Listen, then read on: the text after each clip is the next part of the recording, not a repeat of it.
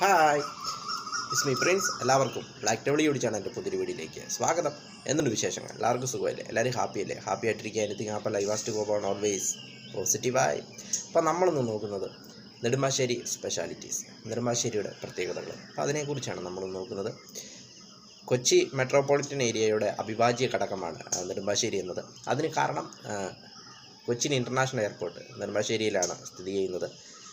അതോടൊപ്പം ഇൻ്റർനാഷണൽ എയർപോർട്ടും അതോടൊപ്പം സൗരോർജ്ജ പ്ലാന്റും, വിമാനത്താവളത്തിന് സൗരോർജ്ജ പ്ലാന്റും സ്ഥിതി ചെയ്യുന്നത് നെടുമ്പാശ്ശേരി ഇവിടെ തന്നെയാണ്. അപ്പോൾ അതുകൊണ്ട് തന്നെ കൊച്ചിയിലെ പ്രധാനപ്പെട്ട സ്ഥലങ്ങളിലൊന്നാണ് നെടുമ്പാശ്ശേരി എന്നത്. വിമാനത്താവളം ഉള്ളതുകൊണ്ട് തന്നെ ഇത് കൊച്ചി മെട്രോപൊളിറ്റൻ ഏരിയയുടെ അവിഭാജ്യ ഘടകമാണ്. കൊച്ചി നഗരമധ്യത്തിൽ നിന്നും ഏകദേശം 25 കിലോമീറ്ററാണ് ഇവിടേക്കുള്ള ദൂരമെന്ന് പറയുന്നത്.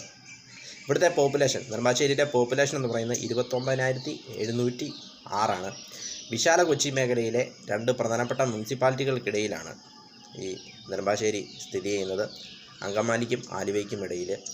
അങ്കമാലിയിൽ നിന്നും ഏകദേശം 6 കിലോമീറ്ററും ആലുവയിൽ നിന്നും ഏകദേശം 11 കിലോമീറ്ററുമാണ് ഈ നെടുമ്പാശ്ശേരിയിലേക്കുള്ള ദൂരമെന്ന് പറയുന്നത്. നെടുമ്പാശ്ശേരി വിമാനത്താവളം ഉള്ളതുകൊണ്ടാണ് നെടുമ്പാശ്ശേരി ഇത്രയധികം കൊച്ചി നഗരത്തിൻ്റെ ഒരു പ്രധാനപ്പെട്ട ഒരു മേഖലയായിട്ട് മാറുവാനായിട്ടുള്ള കാരണമെന്ന് പറയുന്നത്.